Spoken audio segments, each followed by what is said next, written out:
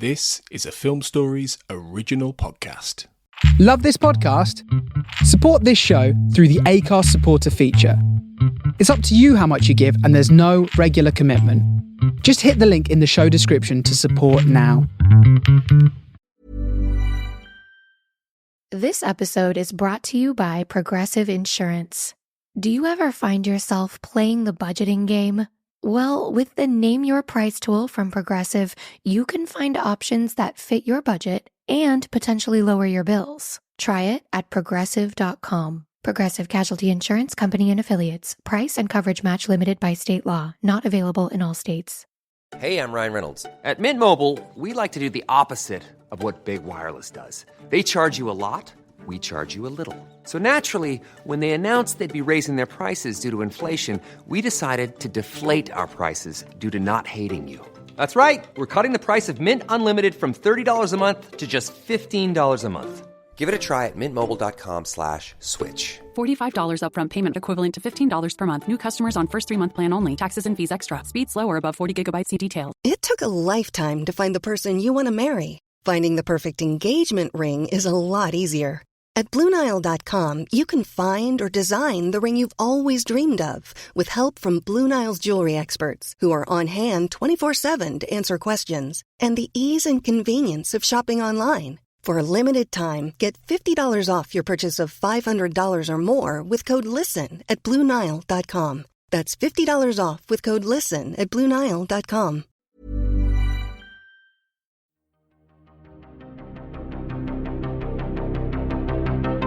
This is Writers on Film, the only podcast dedicated to books on cinema.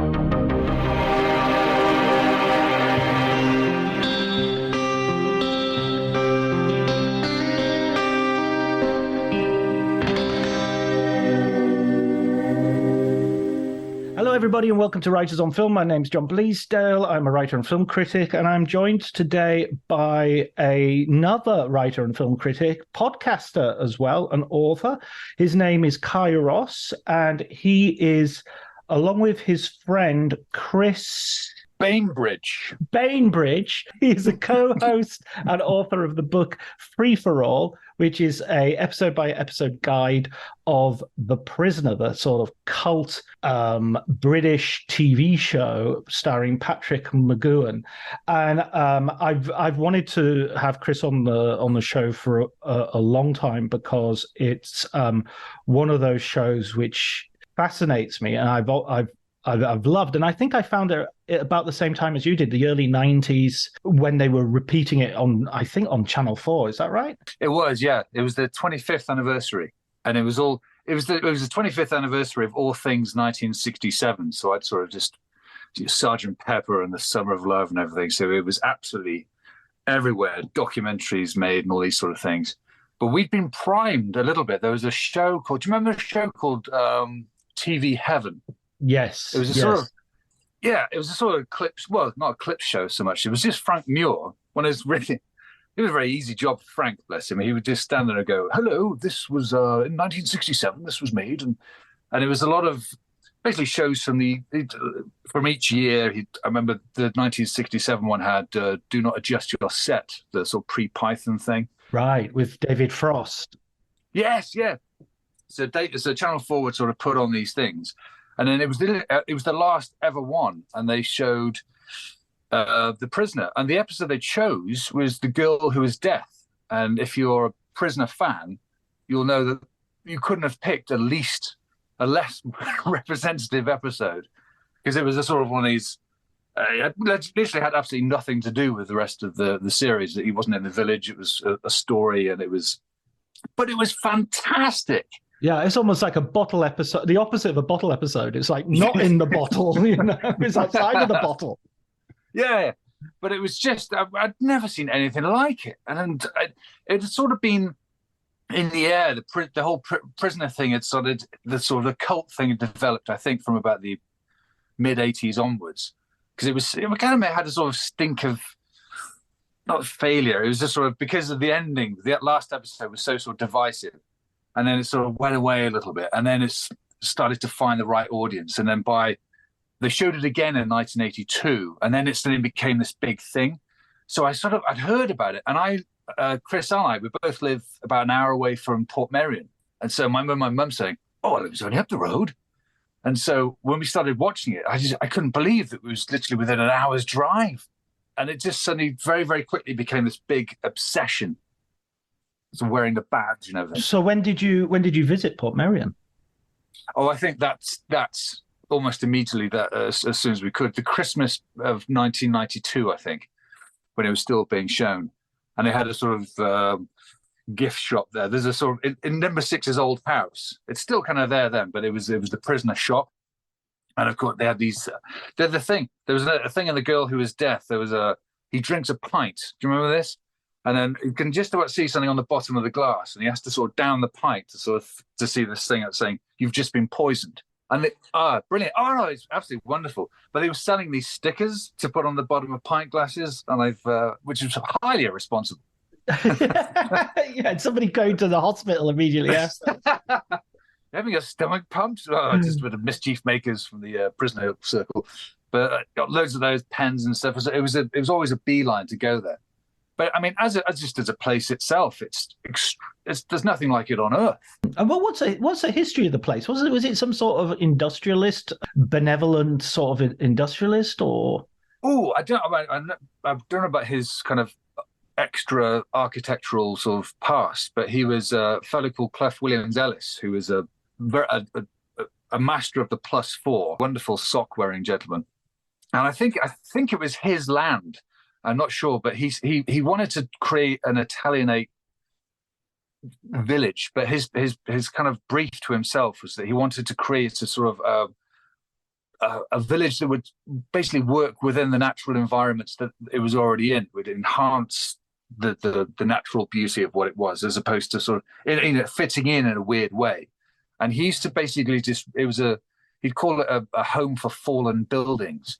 It was he basically, if he put the word out, and if anyone, there's a sort of a colonnade from Bristol that they were about to put the wrecking ball through. No, send it up. So he sort of, all these things are about to be destroyed. He'd sort of no, ship them up to Portmeirion, and he'd factor them into the village. So it's a lot of it's kind of almost secondhand buildings, but and then because of the Italianate thing, very quickly it started to get used as an Italian setting, which it does in Danger Man.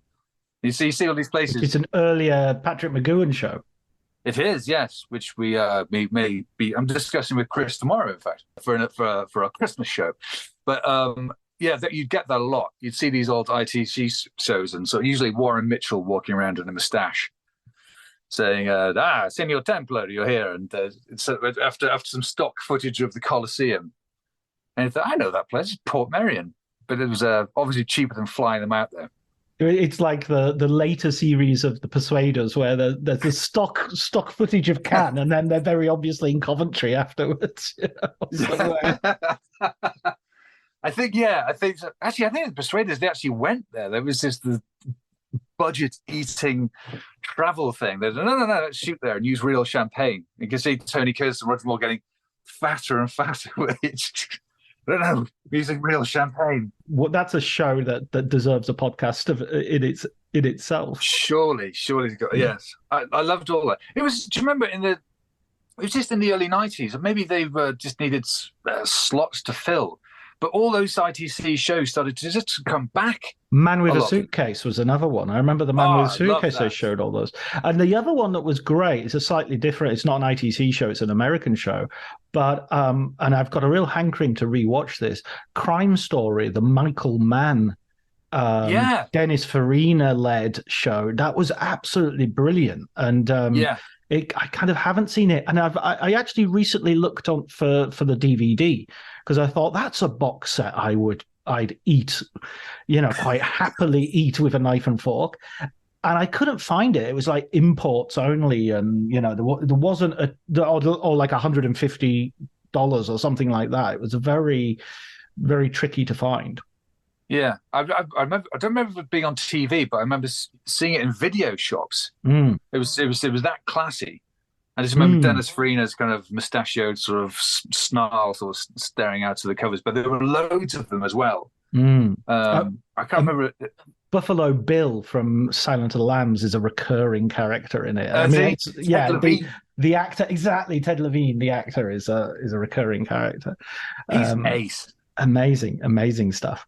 Is she a big fat girl?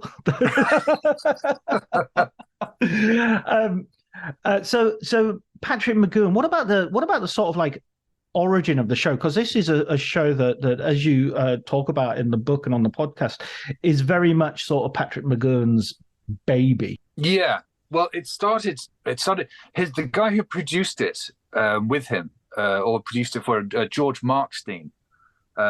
He was the one who came up with the idea. He'd heard of these places, basically holiday camps where they would retire spies. And that whole concept, I mean, there was one, my brains, Inver Lodge or something in Scotland. And it was a genuine thing. They would actually sort of get these spies who were at retirement age and you go and stay here. And I think McGoohan just thought, what a brilliant concept. And I think Markstein wanted to do something a little bit more grounded and more like Le Carré. Whereas I think McGoohan started to think, it started to sort of think outside the box a little bit. And then obviously the idea of that you couldn't escape. And it took on that slightly more science fiction-y edge. But it was a sort of, it was just created by various people. And I think McGoohan was the one who just kind of went further with it. But he had a whole good crew from the Danger Man days. David Tomlin was his partner. And he was a fantastic, he became like the greatest assistant director the world's ever known. But I've been watching a lot of Danger Man for the podcast, and you just see these same recurring names in the credits. But I think it was certainly by the end of it, it was absolutely McGoohan's opus. It became something of an obsession. I think he drove himself a little bit mad, taking on all the responsibility for doing it as well. And perhaps, actually, let's come to the ending later because it's, I don't want to jump the gun, so to speak. So I think that generic thing, it seems to be resonant of where it is historically as well, that Le Carré sort of anti-James Bond ordinariness doesn't quite fit into where they are in the 1960s, as you say. Sergeant Pepper's Lonely Hearts Club Band, 1967. You have a feel that they want this to be a metaphor. They want it to be Kafka. They want to be science fiction. They want it to be a whole load of things. Yeah, but also Danger Man. Watching a lot of the Danger Man stuff, that really does have a lot of Le Carré in it. That's from the same sort of school. Obviously, it's not as dour as The Spy Came In From the Cold, but you can tell that they're being sort of made in the same era.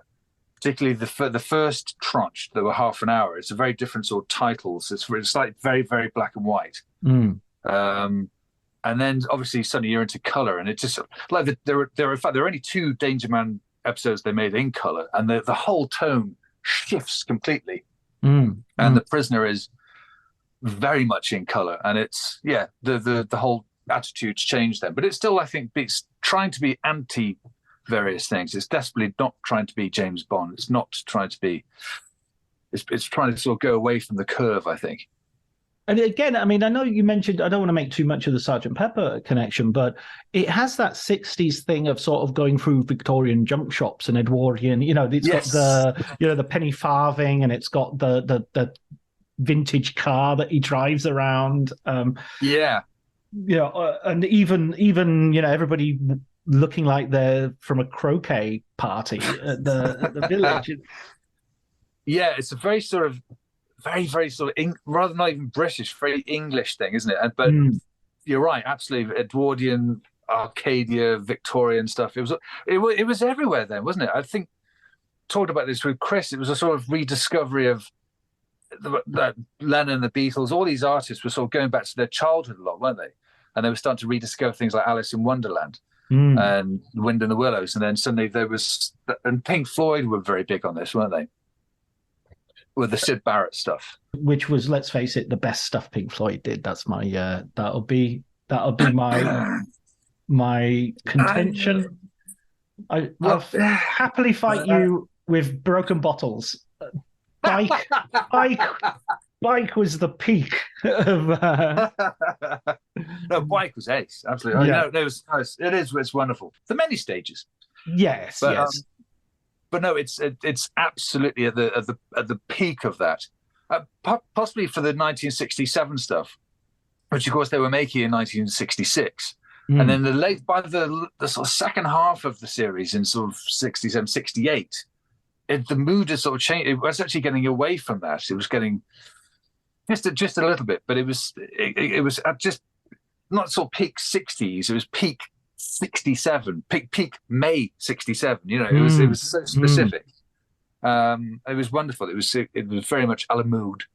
I wonder as well if something to do with its reputation and the way it had to be sort of rediscovered in the 90s and rediscovered by different generations, rather than it just always being in our consciousness like other shows from the period. I mean, partly it's to do with just the fact it didn't continue. You know, there weren't other iterations, but also maybe partly it was to do with Patrick McGoohan's career, that he didn't sort of go on to movie superstardom. So it wasn't like, oh, did you ever see what he did on TV in the 60s? You know, in the way Roger Moore, people would go back and watch The Saint, or because Roger Moore then was in James Bond. Yeah, it was interesting. I don't really know why. I mean, famously, he sort of stepped out of The Prisoner for about 6 months to make Ice Station Zebra, or Zebra. I'm going to say Zebra. Yeah, I mean, it's an American film, so I'm not sure what the pronunciation would be. If I'll go with Zebra then, if it's American. Yeah, it's a British novel because it's Alistair MacLean. I'm going to go back to Zebra then. Who was American? Zebra. Going back to Ice Station Zebra, it was. I mean, he stole the show in that.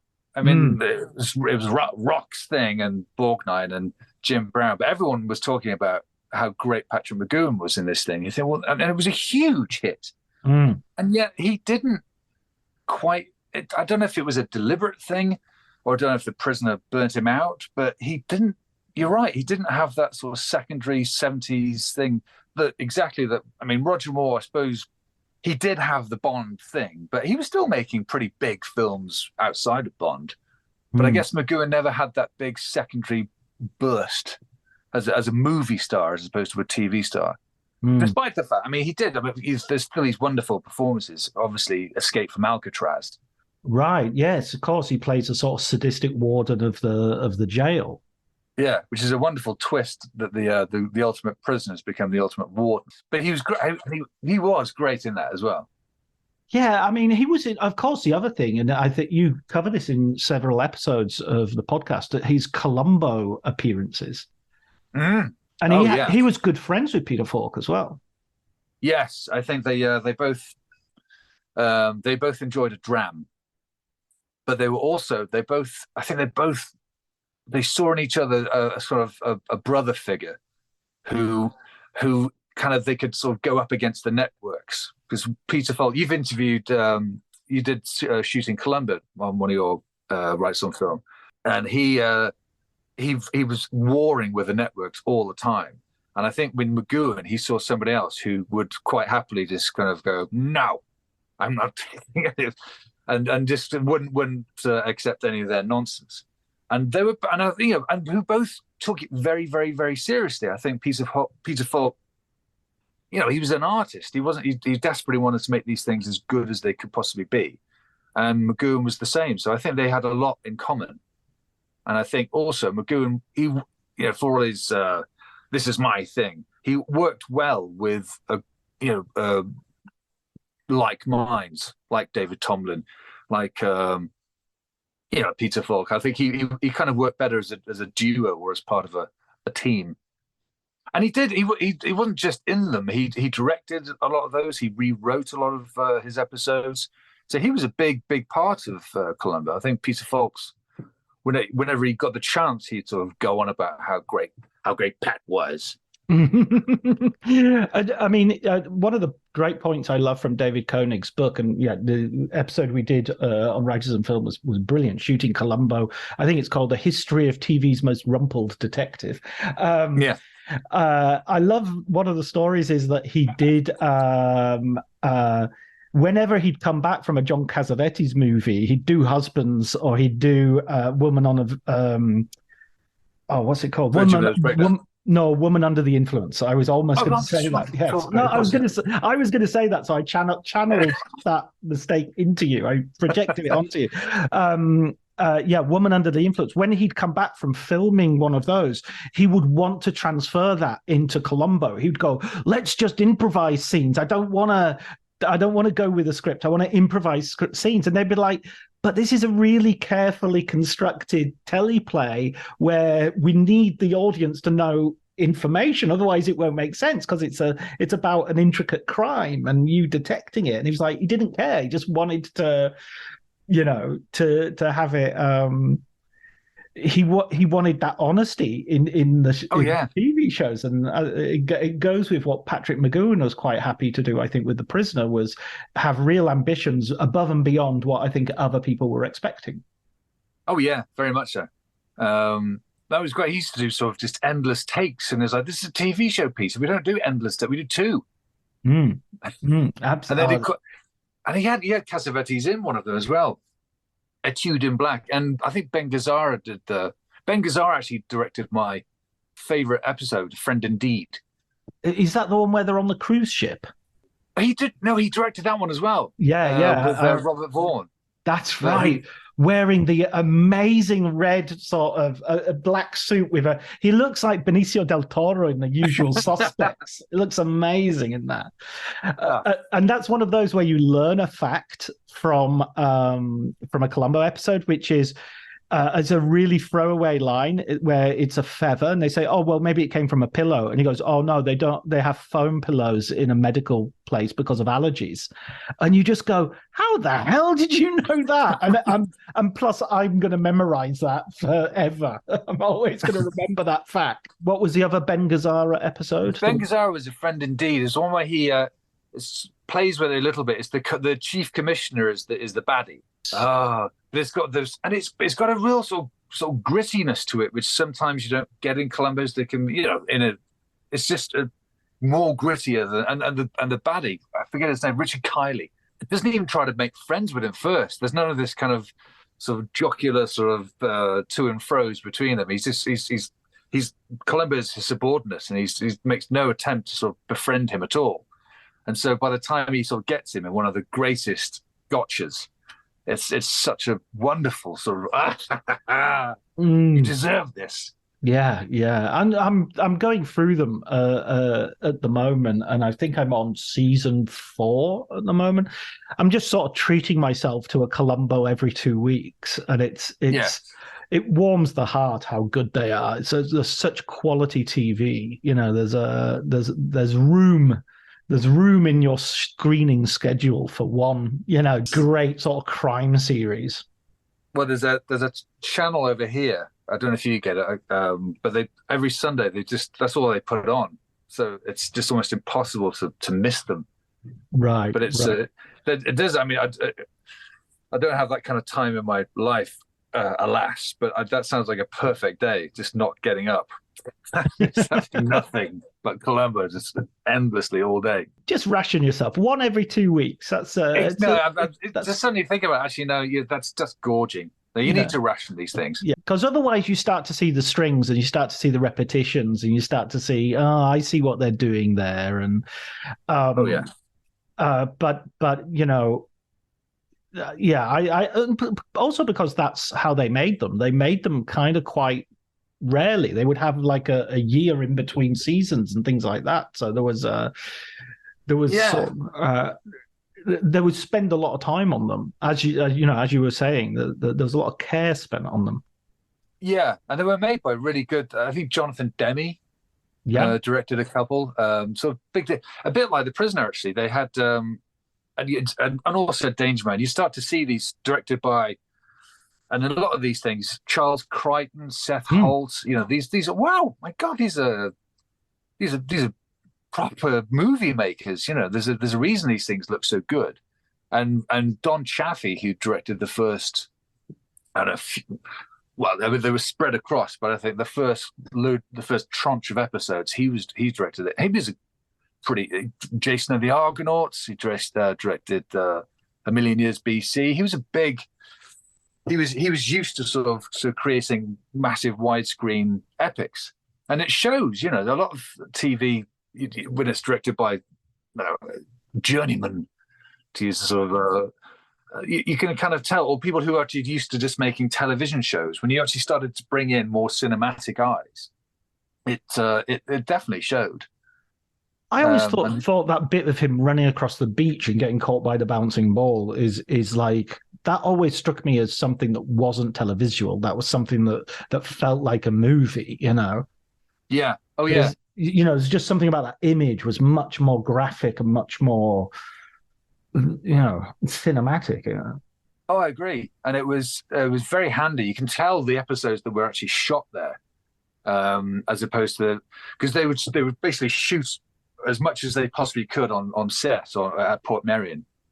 And then a lot of the time they would have to go to Bournemouth where they'd shoot the interiors, and they would have these cloths with pictures of Port Merion on the background. And you could kind of tell. But the ones that were there, because there was no sort of, well, if we turn the camera this way, we'll see the gaffer eating a sandwich at the edge of the stage. You know, so we've got this kind of limited amount of camera space. You could just turn it anywhere. And there's an episode, Dance of the Dead. Do you remember that one? With Mary Morris as number 2, and it's just like and there's this spectacular shot or scene set on the beach with the tides out, and they're having this chat, this sort of interrogation, sort of number 6 and Mary Morris, and it just looks. You're just watching this. This isn't telly. This is something much more going on here. And also in the editing as well. That first episode, Arrival, when he arrives, there are scenes where he's looking around, he sees somebody in a clock tower, and he sort of runs up, and there's nobody there, and then he goes down. But the way it's edited is very, very unusual for TV at that time. Again, it's the kind of thing you would expect us to be sort of watching in a cinema. I mean, there's talking about that thing that you were saying earlier in terms of things were changing, 1967 May, and how specific it is, and how we're going away from the hippies and we're going away from that. There is a sort of pessimism to there is a sort of spikiness to the. It is a fun show. There's a lot of humor and all the rest of it, but it's not a fun show. It's not an easy watch. It's always kind of disturbing. It's always kind of prickly, you know, a bit like McGowan's own character. Yeah, I mean, it's designed in the. I think we mentioned this in the book. It's a bit like The Fugitive, in as much as he can't leave, so he's doomed to lose at the end of every episode. So it's going to have that sort of, not so much downbeat, but he has kind of little mini victories. There are a couple of them where he sort of like, there's one of the great episodes, Hammer into Anvil, where he reduces Patrick Cargill to a dribbling mess by sort of driving him mad and making him resign. And it's like, yes, you won. Well, he's still a prisoner. But and other ones where he's sort of with this sort of like a draw, but ultimately he's got to lose at the end of every single episode. And I think, in terms of what he was trying to sort of get at, in the metaphor of it, of what he was trying to sort of say, he was being very challenging. I don't think he was being optimistic much. I think we'll talk about the ending in a while. I think it's a sort of, this is what we need to do, but I think it's undercut by a sort of sense that, but I bet we're not going to do this though. We are sort of, to a certain extent, doomed. It's a kind of, if we only do this, if we only sort of start changing and doing this, we'll get through this. Well, I don't think we will. So it's that sort of, it's kind of what I mean about the sort of the optimism of 1967, and then the sort of kind of the increasing sense of doom of 1968. They're two very different years in terms of what we're about to, where we're at. For me, it was always, while I was watching it, there was always a sense of this absent number one, that you had the number 2s were always changing. The number 6 was him, and he was always asking, who's number 1, who's number 1? And it was almost like there was. I remember once I was teaching Citizen Kane to some of my students, and we were teaching it. We were discussing it. They'd watched it, and we were discussing it.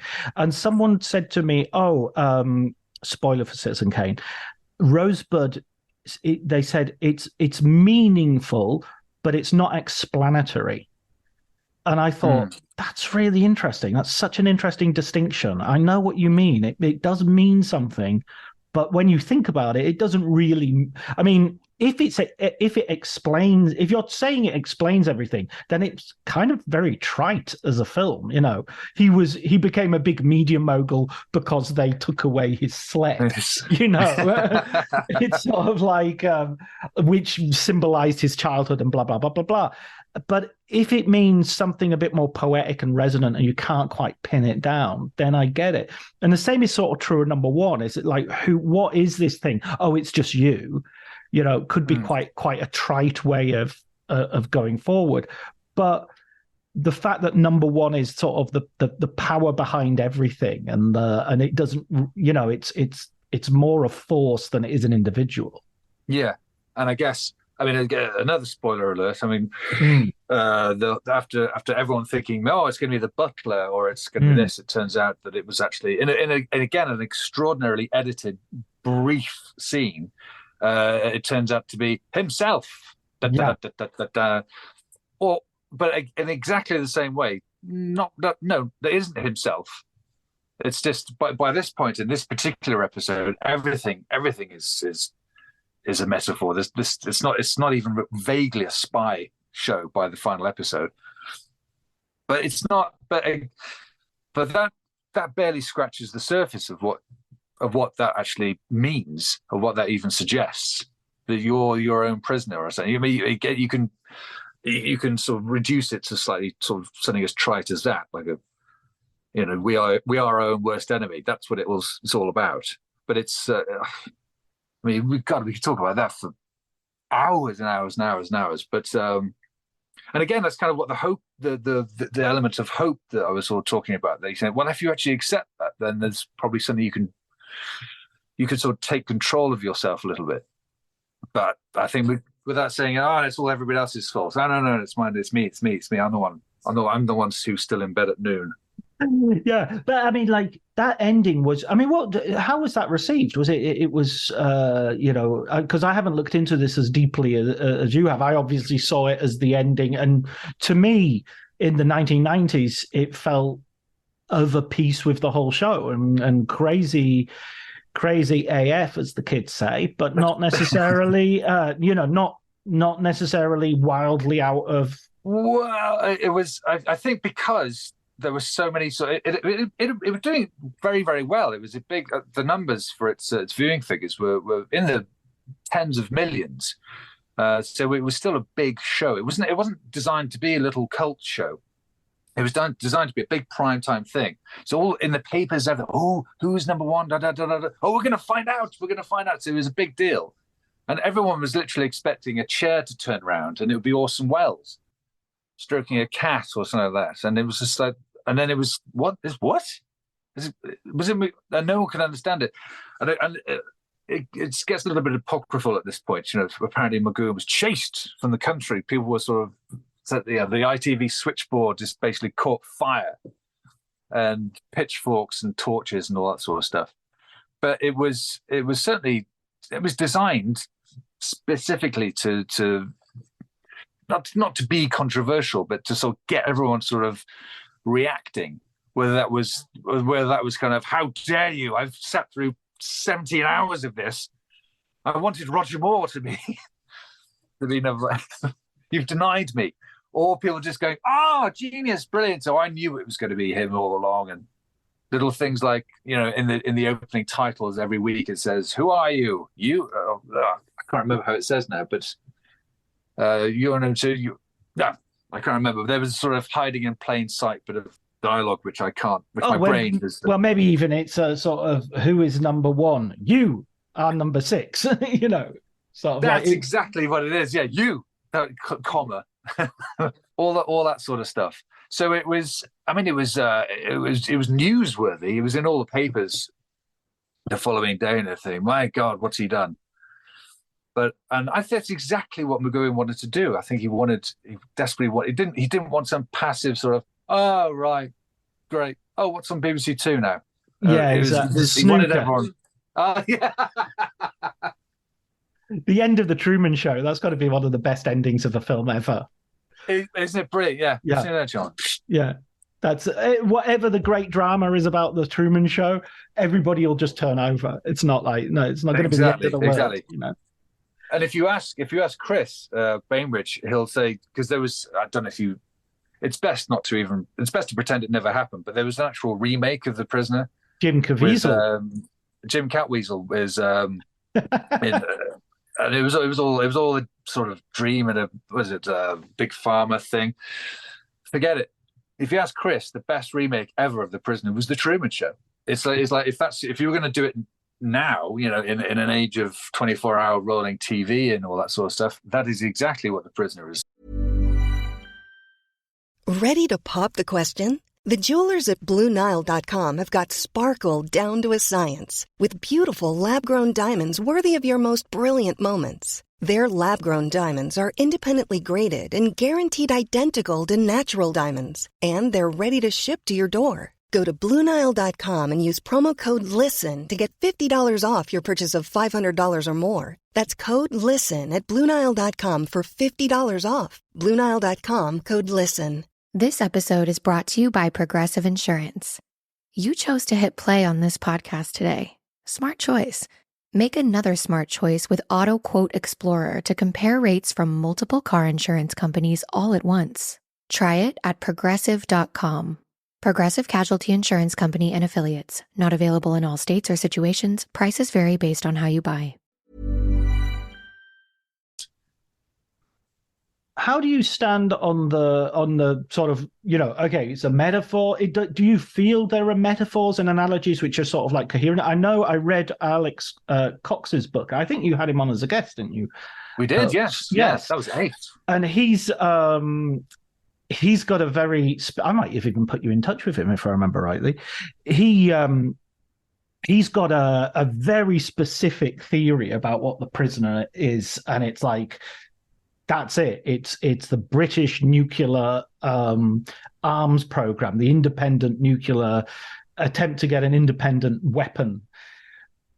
I think he's a rocket scientist. Right. Yeah. Exactly. I think that the whole thing is like all these clues that have been sort of laced through the whole thing. There's it turns out, and then at the end, of course, the number one is housed within a big rocket with the word "one" on it. He's a rocket scientist. And it was like, okay. All right. But it didn't really seem to explain anything else. But I mean, what I love about The Prisoner is that you can go, well, oh yeah, that's what I think it is. Well, brilliant. I'm not 100% sure you're right, but whatever I think is, you're welcome to disagree with it as well. I think that's what's given its longevity. If it was about a specific thing, I think if McGowan just said, the whole thing is about my reluctance to join the common market. You go, oh, right, that's what it was all about. All right. And it would just immediately cease being interesting. So you're saying he's a Brexiteer then? You're saying? Oh, no, certainly not. The other thing, because McGowan is very ambiguous. You don't really know where his colours are on what his masters. You know, he was never particularly in interviews. He never sort of gave the game away, but he was very sort of gnomic and sort of cryptic about everything. I think the only thing he was very specific about was the whole thing about the penny farthing, and that he was very anti. Well, not so anti. He was just very wary of the way that we were developing in terms of technology far too quickly. We were progressing. This was being invented. Wow, we'll get this now, and then it was, and then something else. But we'd never actually stop and go, "Is this helping or hurting us?" We just kind of take it on board instantly, and then we were being overwhelmed by it, and we were being overwhelmed by a technology we didn't quite understand. And I think that's with everything else, he was kind of, well, why don't you bring your own thing to it, you know? And with that, he was like, no, we are progressing too quickly. That's so funny. I've never thought about how long the penny farthing actually probably was in. Was it like the BlackBerry of bicycles? Like it had a brief 5-year stint where everybody rode around in penny farthings, and then someone said, "Why don't we have 2 equally large wheels and maybe not so large?" And the penny, and it was like, no, penny farthing monthly was like the letters page. We're like, no, this is rubbish. We want our big wheels. 10 years later, all the hipsters still driving penny farthing. Your equally shaped wheel nonsense. What a weird, isn't it a strange thing? You thought, why didn't you first go with 2 wheels of exactly the same size? It's not like if you tried that first and it didn't work. Well, how about if we made the front one 5 times the size of the back one? It was, I'd love to be in there at the sort of design meetings when how they came up with that as the first idea. Yeah, there's a great writer who once mentioned the idea that we've had wheels for years and we've had luggage for years, but it was only like 20 years ago somebody said, wait, why don't we put wheels on our luggage? He's like, instead of carrying them around all the time, why don't we just put them on the bottom and we can roll it around? Because that's you watch 1970s, 1960s, people are always carrying essentially massive boxes with handles, massive, very heavy boxes with handles, right up until like the late 90s, early 2000s. Yeah. Oh my God, I didn't have. I think the first. Yeah. I'm sure. Didn't they reject an idea like that in Dragon's Den? Wheels on bags? Are you mad? It'll never work. People enjoy carrying their luggage. Yeah. It's got. You're taking something away from them. It will fall. If it'll roll downhill if you're not watching, and there goes your luggage. So, do you have a pet theory? I know you were saying, it's great. It can be anything to anyone, but of course, there's also part of the joy of that is working on your own pet theory and thinking, I think I've got the answer, and you being the expert who's written about it and read about it and podcasted over it, you must have some sort of. I would substitute the word expert for enthusiast. Okay. One of the lovely things about doing this is that other people have got in contact and got involved, and people who really are experts. And so I'm still very much just a very, very keen enthusiast.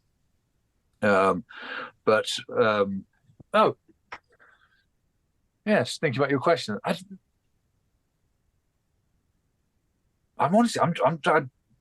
I'm stumped here. Cai is currently boarding a rocket with the number 1, blasting off into space. Not really, to be honest. That I'm equally. Put it this way: you're talking to somebody who has a tape deck in their car. I'm very much of the opinion that I share it with McGowan, that we sort of keep inventing stuff that we don't need and becoming obsessed by it and that sort of thing. So I always latched onto that. And to an extent, I'd sort of every episode that there'd be something like that, I'd sort of see that. So that was always my way, my interpretation of things. So I always liked. Sort of a reaction to the onrush of technological. Yeah, there was always something slightly sinister about it, and then it was always slightly more. It was cleverer than us, and it would start to overwhelm us and make us more. There would be something nefarious about it. It wouldn't help us, even though it would be designed. We'd think, "Oh, this is great! I don't have to do this anymore." But there'd actually be something. We'd lose something instead. And then other people, somebody with malicious kind of intent would actually sort of somehow work that out, and it would always go a little bit wrong. So this is the kind of reason I still have videotapes. Not many. Yeah, from the telly. But I still got stuff I taped from the 90s. Yes. Yeah. I think I've got something upstairs. I've got a box set of Hearts of Darkness and Apocalypse Now video cassettes that I've got that taped off BBC Two. And I've got the radio. I've got the Romeo and plus Juliet widescreen, because I remember when widescreen came in, because videos were always pan and scan, and before Blu-ray there was the widescreen section of the video HMV, which was like where the true cinephiles met. So moving away a little bit from The Prisoner, I wanted to talk about a project that we've collaborated on, a podcast, which is based on a novel I wrote called Connery, which is a speculative novel. And and this is now going to be available. We're going to be putting out episodes weekly. It's performed by Cai. It's such a funny thing listening to your own novel being sort of, it's an amazing thing. I'm going to be frank about it. It's been an absolute pleasure to sort of listen to as you've sent over the files, to listen to them being performed, and especially congratulations on a superb Sean Connery impersonation. Oh, that's extremely kind of you, John. See, it's not just the shushes; it's the sort of back of the throat sort of talking. It's the bass. It's the noises he makes. I think the main one is like the creaking cellar door, the kind of. There's a lovely bit in Last Crusade, and I think he says something like, "Oh, that's really good," but it's like kind of the creaking, and in the Untouchables, there's a lot of Why would someone say they were someone they were not? Yeah, who would say that? Who is not? Which makes no sense. because they're a liar. Because they're criminals. What sort of policeman are you? You're letting him off. What, you said he was from the Treasury officer? That's the first thing I'd say to get out of whatever it is you're about to arrest me for. Where are you from? I'm from Ireland. You haggish. I'm just a poor beat cop. Yeah, he's so good. He is so good. He was a lovely actor. I think because people, he couldn't do accents. Well, fine. Like people, that's what acting is. Richard Burton never did an accent in his life. I mean, wait a second. Maybe he did. When did he do an accent? He very rarely does an accent. I mean, he's always RSC after a couple of pints. You know, Ridley Scott described Russell Crowe's accent in Gladiator. Yes. Which by the way, I see a lot of Richard Burton in Gladiator. I think that's the look they were going for, was sort of Antony from Cleopatra. That era Richard Burton with the hair and everything. So I mean, this was an idea that we both kind of had of turning it into an audiobook. I can't remember at the beginning if it was your suggestion I just wanted to. It was like a test thing, or for a what do you call it? My God, my mind's gone blank. Just a sort of a demo that I was trying to record, but I don't want to just do it. I thought I'd better ask you first. Oh, right, that's it. Yes, I remember. And then it was like, oh, should we do some more of these? It's like, yeah, it's quite good fun. This. Yeah. Did I get it? It's felt like about asking you sort of if I've toweled your bathroom okay while you're on holiday. Was it kind of what you were after? Oh, absolutely. I mean, it's the thing that's I think is difficult about the novel. Let me just explain for our listeners what the novel is about, and then maybe and then that will help me answer that question. It's basically the story of a young boy who meets Sean Connery, or maybe not. It's never quite sure how much of this is in the protagonist's head, and following this encounter, he's kind of inspired in different ways of different decisions he makes in his life, and he has a career which is kind of nefarious and violent and weird and darkly comic, hopefully. And so to come back to that, and then throughout his life, he meets Sean Connery at various moments. So it's a little bit of when I not when I was writing it, but afterwards when I sort of reread it, and I go, well, what does this remind me of as a reader? It reminded me a bit of Play It Again, Sam. Again, Sam. Yes, I was going to say the Woody Allen. Yes, exactly, the Woody Allen sort of relationship with Humphrey Bogart. True Romance does it a little bit with him meeting Elvis in the bathroom as well. It had that, but if the Woody Allen character in Play It Again, Sam was sort of more a Patrick Bateman-y kind of psychopath. Like Cumbrian Psycho. Yeah, exactly. Cumbrian Psycho. There's I missed that as a subtitle. That should have been Connery, the Cumbrian Psycho.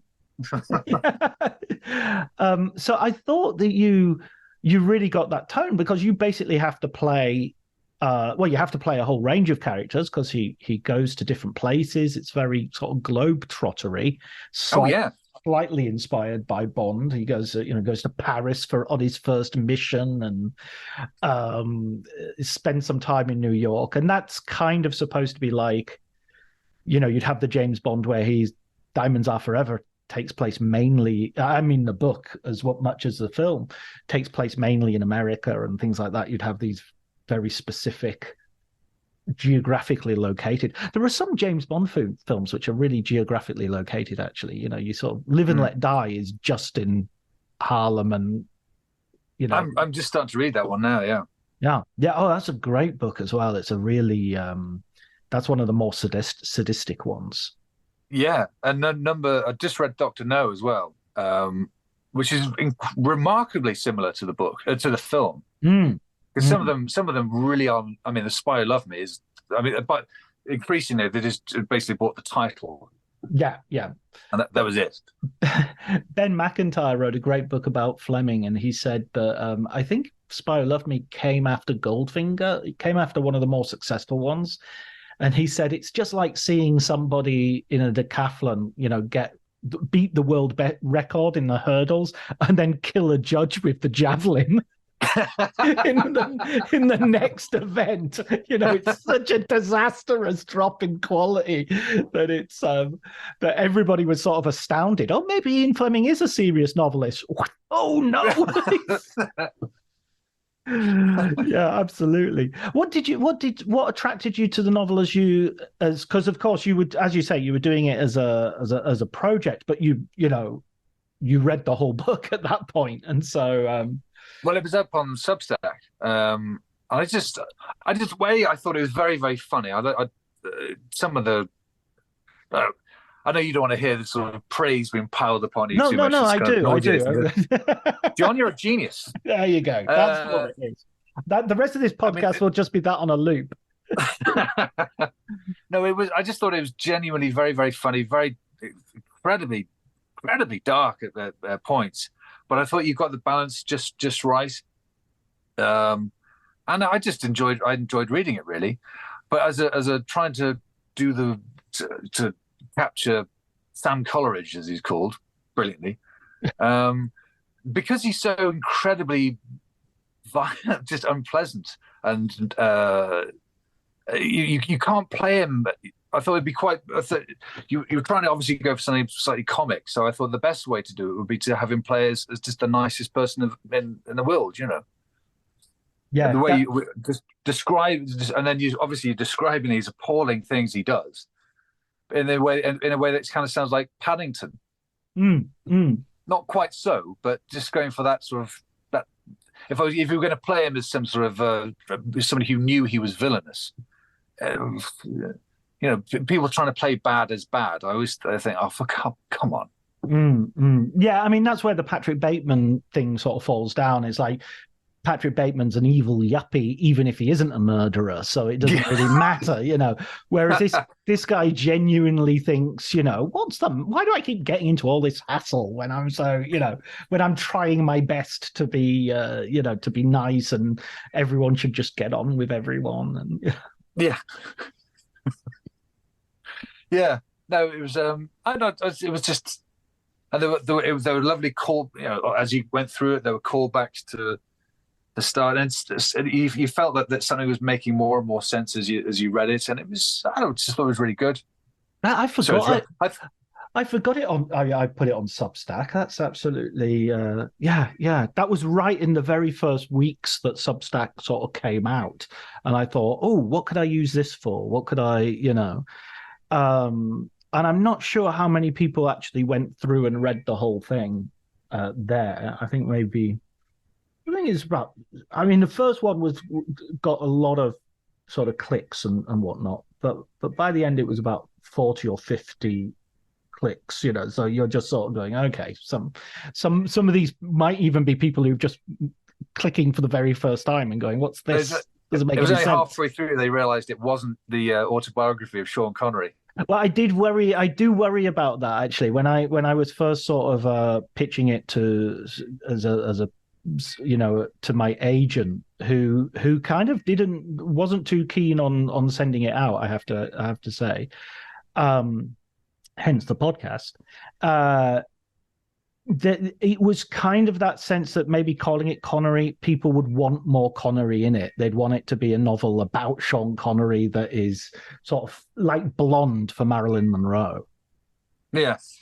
But I always had this idea that, well, I mean, growing up in Cumbria and being, I always had this idea that I didn't live in the middle of nowhere. I had to get a bus to get to the middle of nowhere. It was like, it wasn't even as central as the middle of nowhere. I did have a rich fantasy life, and I just thought meeting people who were famous was so impossible. It was so unlikely that it just struck me, wouldn't it be interesting if that was, a thing, if that happened, if that actually happened, or if your imagination was strong enough, you could behave like it actually happened, and that would somehow nourish you and nourish your inner life with what you needed. Was that the spark that sort of set it off when you started writing it? Yeah, I mean, there's definitely things about Sammy that are similar to my childhood. Definitely the setting, some of the geographical locations are pretty much taken from areas around where I'm from. I hasten to add, I haven't killed anybody or any dogs or any old women in the hills or anything like that.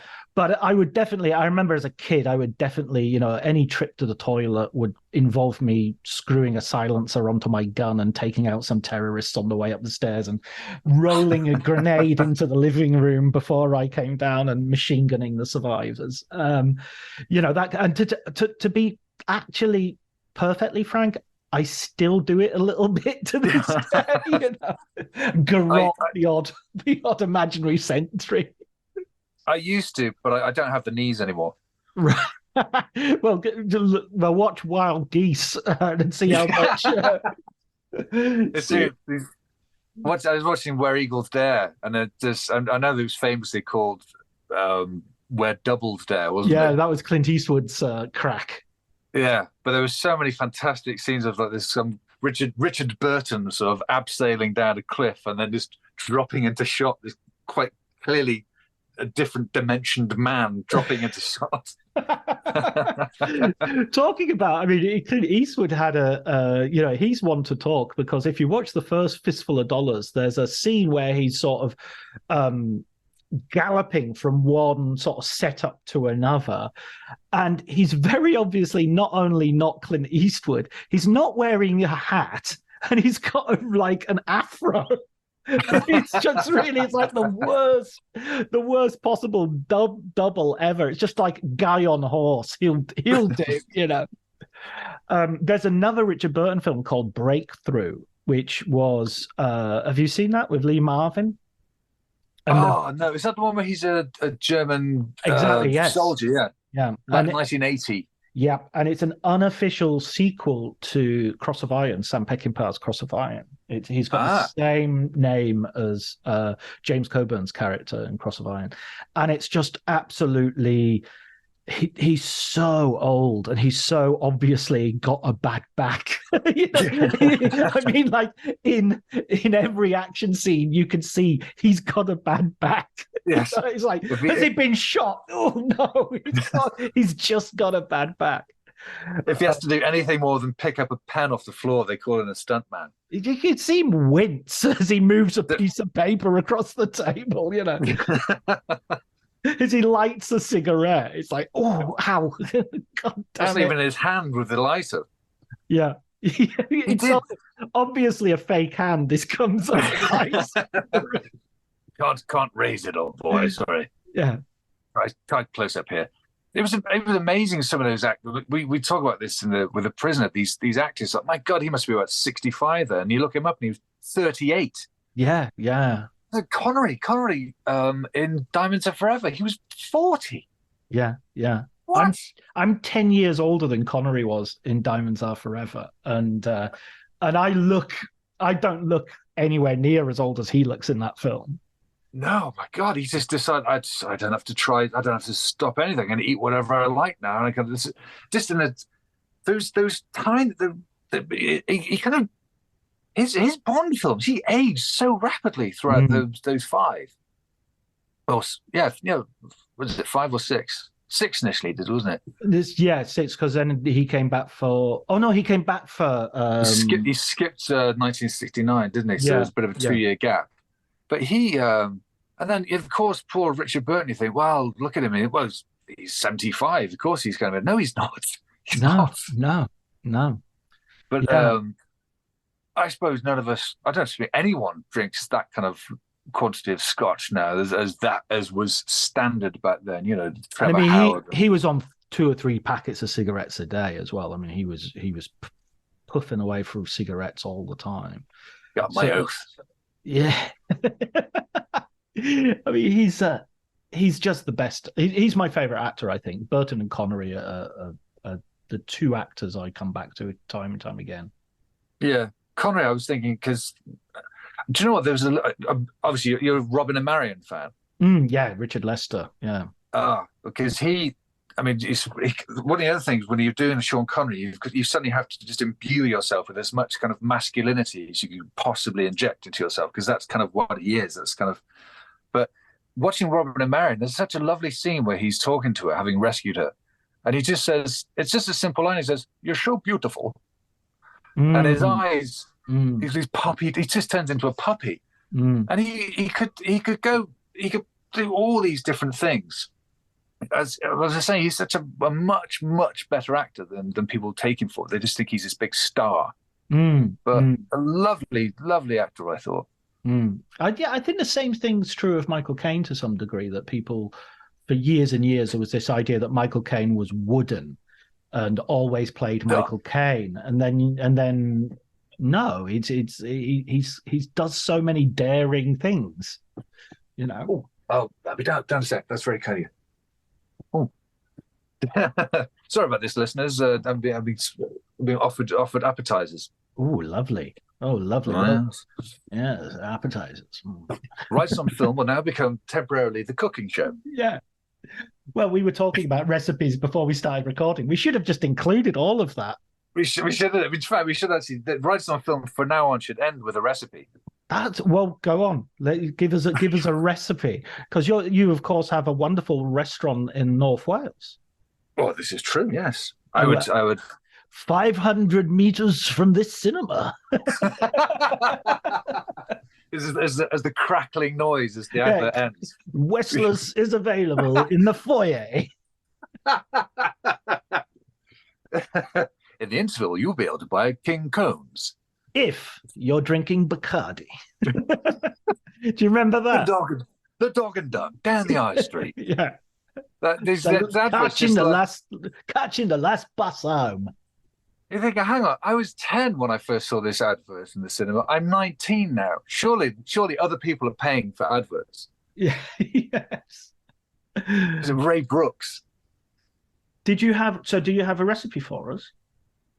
Oh, I'm trying to think. There's actually a recipe for a posset in our Prisoner book, which was rather nice. What's a posset when it's at home? Positzer. Yeah. It's a sort of cream-based, slightly meaty affair. Sort of cream and a touch of honey, and then you sort of drink that as a sort of I think it was the kind of thing they drank before Horlicks was invented. Ah, I see. Right. So Had a sort of a soporific quality to it. Mm. It's also a nice set dessert. Goes well with if you infuse it with lavender. There you go. There you are, listeners. There you go, listeners. With the first ever recipe. And by the way, that links to our Columbo chat earlier because you bought me and sent me Cooking with Columbo. Ah, yes. Have you done anything for me yet? The lavishly, yes, I think I did the chili from there. Johnny Cash's chili recipe. Exactly. Amazing. Yes. The lavishly illustrated, by which I mean there are photos of food that look like car accidents in there. It's a little bit like if you look up Vincent Price and cookery. I mean, bless his heart, he's trying, but the photographs aren't exactly appetizing. That's the thing with any book from the cookery book from the 70s. What was that camera, the film stock they used that made everything look like it was set in aspic. Yeah, exactly. That's exactly I think everything was set in aspic. That might have been the aspic. I think the cause of that was aspic more than anything else. I know. It was foolishly somebody invented at exactly the same time aspic and the ring mold, which meant that every single 70s dinner party would have something set in red jelly, usually some prawns or something. God, we were lucky to dodge that. Often those paper cuffs that they put around the legs of chickens and turkeys. Lamb cutlets on the little paper, just in case you want to pretend they've got cuffs and cufflinks and whatnot. I remember my mum, 1978, making the first spaghetti bolognese in Cumbria, I think, and shocking and impressing her friends in equal measure. I'm not eating any of that foreign muck. Yeah, it's disgusting. Look at that. Absolutely. Oh, God. Oh, brilliant. Okay. I had to... Go ahead, Kai. No, I was going to say, a while back, we had a bit of a sort of 70s party once. And we were trying to cook up some of the stuff that we used to eat when we were kids that was amazing, like Angel Delight and stuff like that. And to a man, every single recipe was just disgusting. My God. I don't know if they've changed everything. But, I mean, I remember I could just squeeze kind of bags of Angel Delight into my mouth all day. I would have been a happy child. It was God almighty. I used to eat raw jelly. Oh, yeah. You remember you used to get cubes of jelly? I just used to eat them like that without making them into jelly. Oh, yeah. And that was... Toast we did instead of we were making some appetizers like toast with toast toppers. Do you remember that stuff? Oh yeah. It was a kind of weird grey-green mush.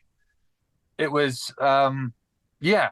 And I mean to steal a line from somebody else, it looked like somebody had tried to invent vomit without the aid of a human stomach.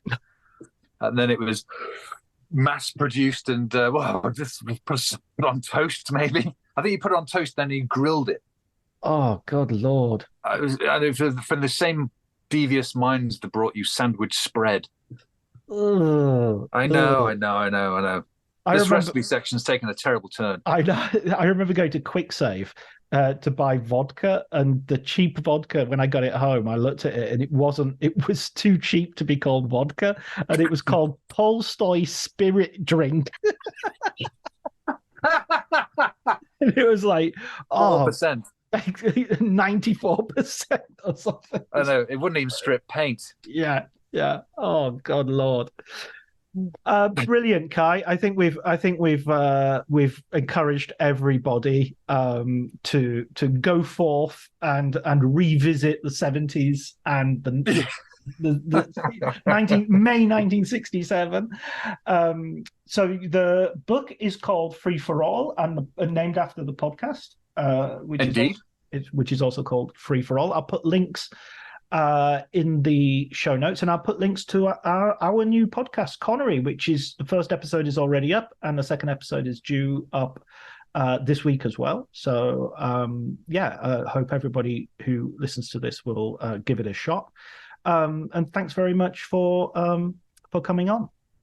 My pleasure. Thank you very much indeed. Bon appetit. Grazie. I'll be seeing you. Grazie tanto. Oh! That I should remember. I should have to say something now, shouldn't I? Is there a stock reply that I have To for be seeing Ivor you? Yeah. No, just as simply as I'll just shout and slam a door or something. Or turn around in my chair. Just very quickly inflate a huge white balloon and throw it at me. Okay, there you go. Take care, Kai. Lovely talking. You too. Good night.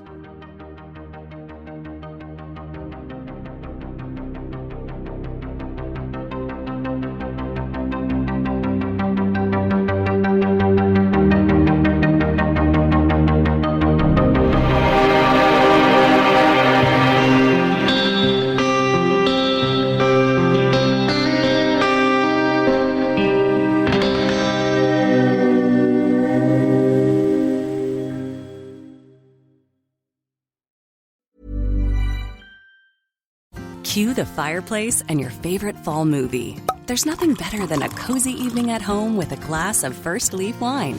First Leaf is a personalized wine club that delivers right to your door. Sounds magical, right? They get to know your favorite tasting notes, which varietals you enjoy, and whether you prefer sweet or dry wines. So in every shipment, you get bottles tailored to your unique palate. Go to tryfirstleaf.com/fall to get your first 6 wines for just $44.95 with free shipping. This episode is brought to you by Progressive Insurance. Do you ever think about switching insurance companies to see if you could save some cash? Progressive makes it easy to see if you could save when you bundle your home and auto policies. Try it at Progressive.com. Progressive Casualty Insurance Company and Affiliates. Potential savings will vary, not available in all states. My dad works in B2B marketing. He came by my school for career day and said he was a big ROAS man. Then he told everyone how much he loved calculating his return on ad spend. My friends still laugh at me to this day. Not everyone gets B2B, but with LinkedIn, you'll be able to reach people who do. Get a $100 credit on your next ad campaign. Go to linkedin.com/results to claim your credit. That's linkedin.com/results. Terms and conditions apply. LinkedIn, the place to be, to be.